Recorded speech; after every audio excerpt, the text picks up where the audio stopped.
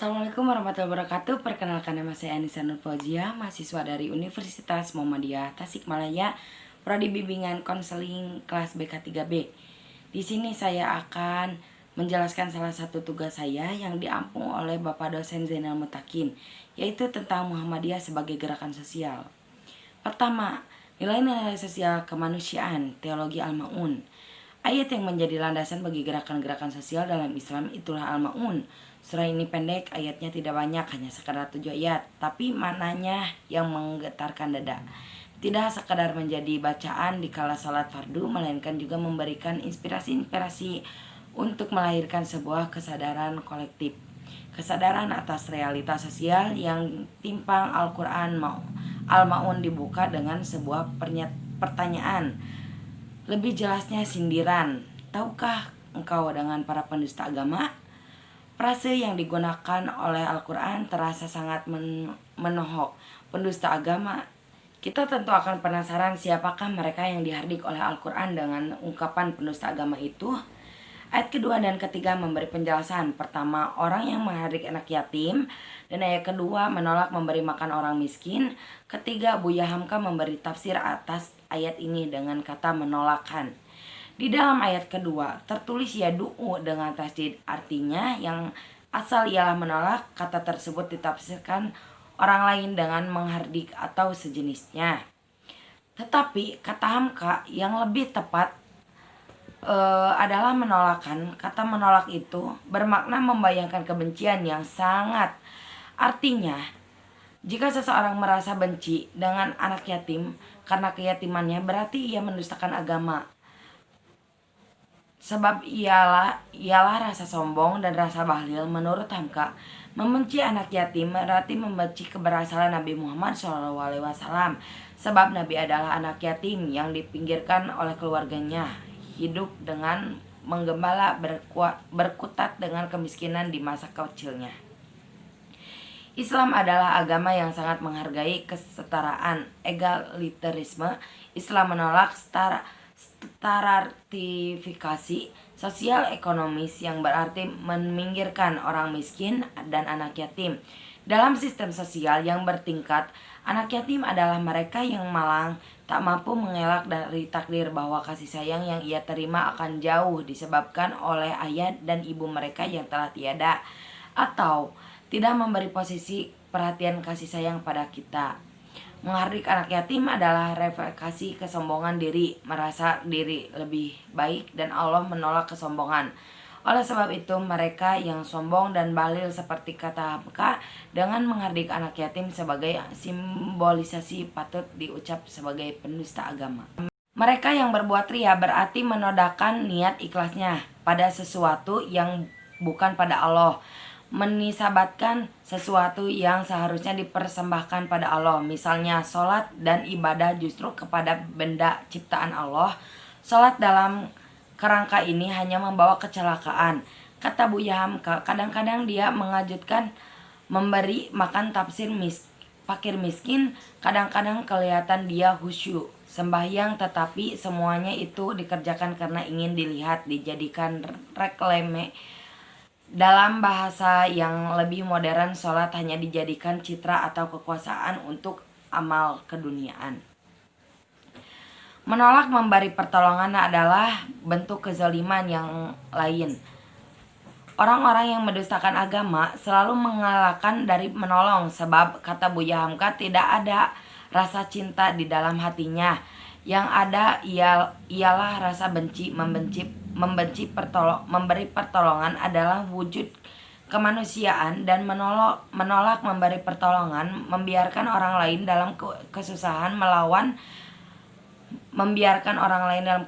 melawan hakikat kemanusiaan. Ria, kata Buya Hamka, adalah simbol kebohongan dan kepalsuan, sementara menolak memberi bantuan adalah simbol individualisme dan kezaliman. Dua-duanya adalah refleksi pendusta agama, sehingga wajar jika Syed Khutbah dalam tafsirnya menyebut bahwa Al-Ma'un memperlambangkannya pertemuan dimensi sosial dan ritual agama Ini menunjukkan bahwa agama pada hakikatnya bersifat transformatif, mewujudkan keseluruhan sel-sel kehidupan nyata.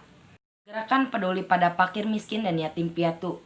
Gerakan peduli pada fakir miskin dan yatim piatu salah satunya adalah berzakat, dijelaskan dalam surat At-Taubah ayat 60 tentang kelompok penerimaan zakat. Fakir miskin dan yatim piatu termasuk golongan yang wajib menerima zakat karena anak yatim dan yatim piatu adalah anak yang meninggal oleh orang tuanya, baik ayahnya atau ibunya atau keduanya,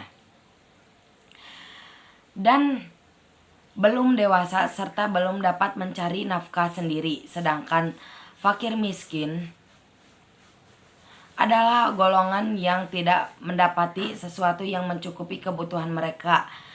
Ada yang mencontohkan bahwa fakir itu mendapat sehari-hari kurang dari separuh kebutuhannya, sedangkan miskin mendapatkan kurang dari kebutuhan tetapi mendapatkan di atas 50% kebutuhan namun masih kurang.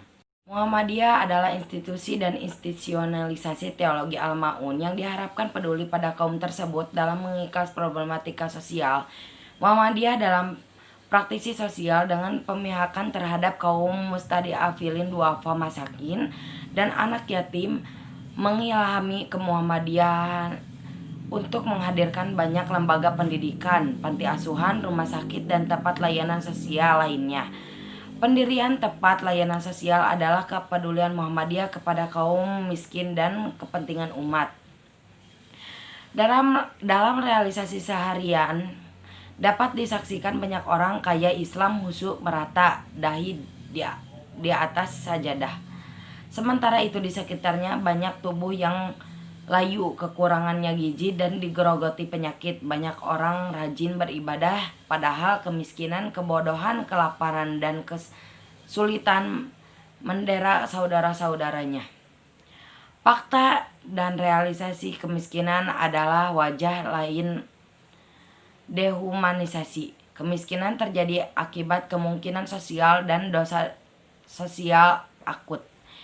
Ia bukan masalah individu tetapi masalah bersama yang harus dicari jalan keluarnya. Dalam konteks ini Muhammadiyah dapat memainkan peran strategis dengan memberi sumbangan nyata terhadap masyarakat.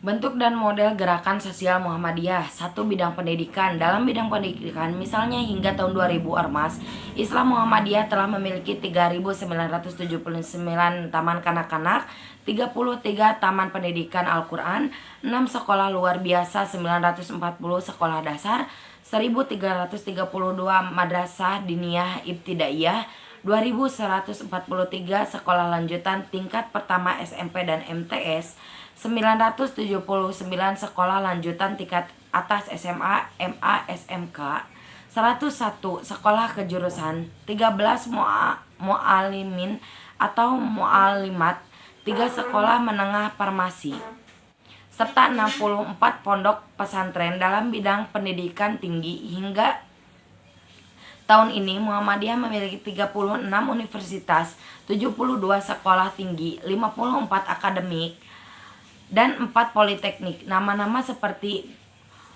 Bustanul Afal atau TK Muhammadiyah, SD Muhammadiyah, SMP Muhammadiyah, SMA Muhammadiyah, dan Universitas Muhammadiyah bermunculan di berbagai daerah.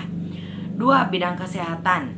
Dalam amal usaha bidang kesehatan Muhammadiyah masyarakat sebagai bentuk kepedulian Balai Kesejahteraan Umat Muhammadiyah yang pada masa berdirinya Muhammadiyah bermakna PKO, penolong kesengsaraan umat.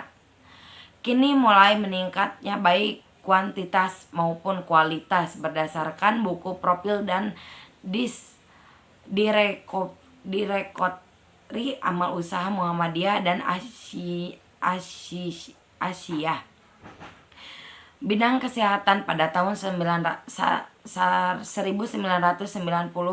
berdasar sebagai berikut. Pertama, rumah sakit berjumlah 34, rumah sakit bersalin berjumlah 85, balai kesehatan ibu dan anak sejumlah 504, balai kesehatan masyarakat sejumlah 115, balai pengobatan sejumlah 846, apotek dan KB sejumlah 4. 3. Bidang kesejahteraan sosial.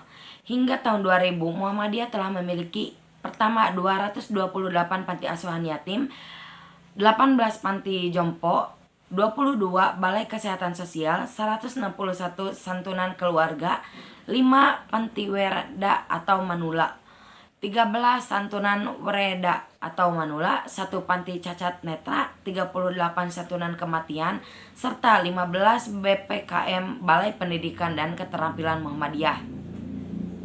Keempat, ada bidang kaderisasi.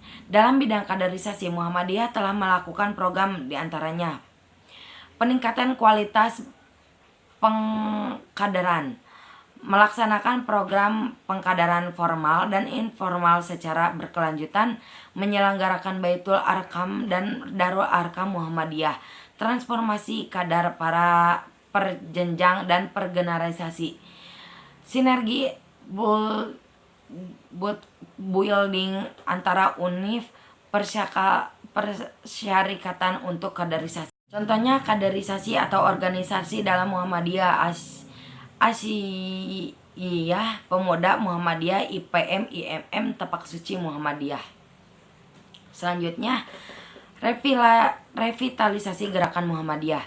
Revitalisasi merupakan salah satu jenis atau bentuk perubahan transformasi yang mengandung proses penguatan meliputi peneguhan terhadap aspek-aspek yang selama ini dimiliki, proses potensi maupun dengan melakukan pengembangan proses aktual menuju pada keadaan yang lebih baik dan lebih maju dari kondisi sebelumnya. Revitalisasi sebagai proses perubahan yang direncanakan meliputi tahapan-tahapan penataan, pemantapan, peningkatan, dan pengembangan yang dilakukan secara berkesinambungan. Langkah-langkah revitalisasi gerakan Muhammadiyah yaitu dan menggerakkan segenap profesi Muhammadiyah dalam menjalankan amanat muktamar dengan langkah-langkah sebagai berikut. Pertama, memperluas peran Muhammadiyah dalam dinamika kehidupan masyarakat di daerah lokal, nasional, dan global dengan menjalankan uhuan dan kerjasama dengan semua pihak yang membawa pada perencanaan dan keselamatan hidup. Kedua, pengukuhan dan mewujudkan kehidupan Islami sesuai dengan paham agama dalam Muhammadiyah yang mengedepankan uhuan hasanah dan menjadi irhamat dan bagi kehidupan. Ketiga, mengembangkan pemikiran Islam sesuatu dengan prinsip manhaj, tajrid, dan istihad yang menjadi acuan atau pedoman Muhammadiyah. 4. Pengembangan infrastruktur dan perbaikan sistem pengelolaan organisasi yang mampu menjalankan fungsi-fungsi gerakan semakin mengarah pada pencapaian tujuan Muhammadiyah. Mendominasi pemimpin persyarakatan di semua tingkat wilayah berarti Gabang dan Ranting. Peningkatan kualitas dan memperluas jaringan amal usaha Muhammadiyah menuju tingkatan kompetensi dan kepentingan misi persyarikatan yang tinggi, serta menjadikan sebagai pelaksanaan usaha yang terkait dan memiliki ketaatan pada pimpinan persyarikatan. Pengembangan model-model kegiatan atau aksi yang lebih sensitif terhadap kepentingan-kepentingan aktual atau nyata umat masyarakat dan dunia kemanusiaan dengan pengelolaan yang lebih konsisten. Menggerakkan keseluruhan potensi angkatan muda dan organisasi otonomi Muhammadiyah sebagai basis kader dan pimpinan persyarakatan.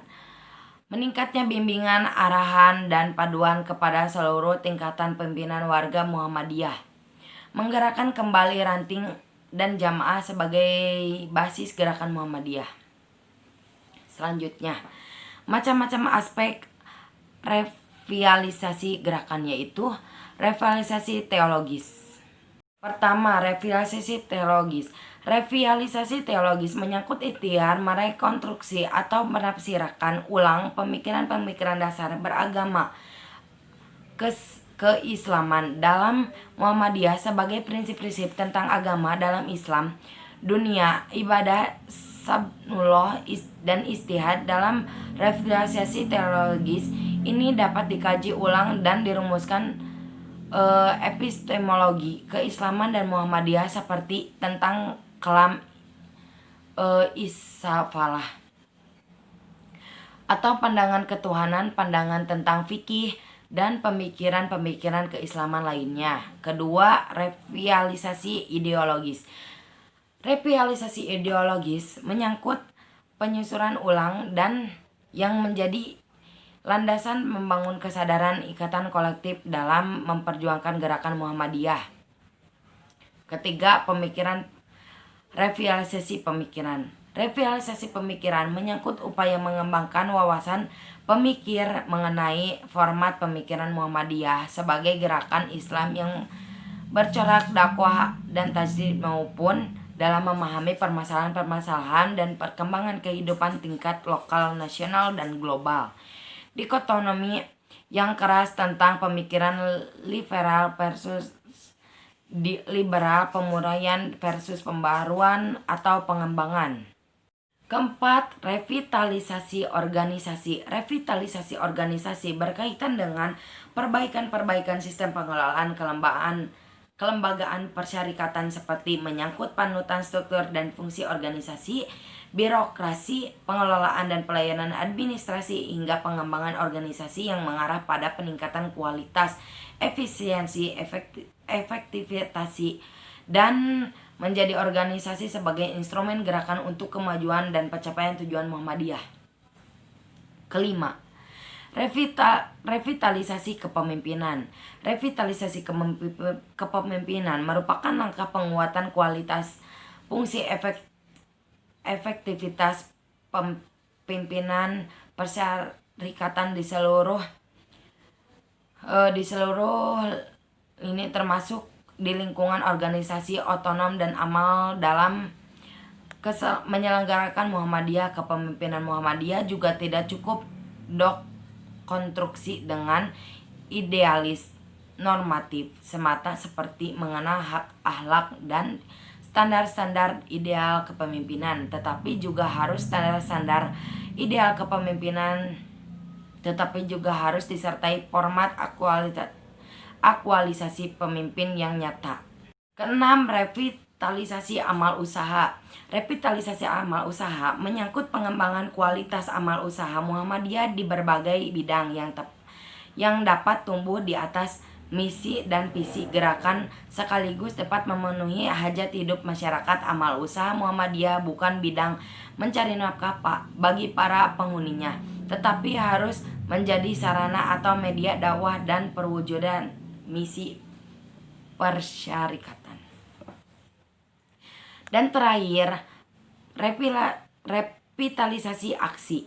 Revitalisasi aksi menyangkut pengembangan model-model kegiatan atau aktivitas gerakan Muhammadiyah yang secara langsung dapat memenuhi kepentingan masyarakat luas dengan misi dakwah dan tajdid seperti dalam memperdayakan ekonomi kaum miskin, advokasi kaum marginal dan tertindas, memperkuat potensi dan peran masyarakat madani, advokasi lingkungan hidup, resolusi konflik, gerakan ini kekerasan, gerakan anti korupsi, gerakan kegiatan-kegiatan pembinaan umat yang bercorak berpartisipatif, dan aktivitas sosial masyarakat lainnya.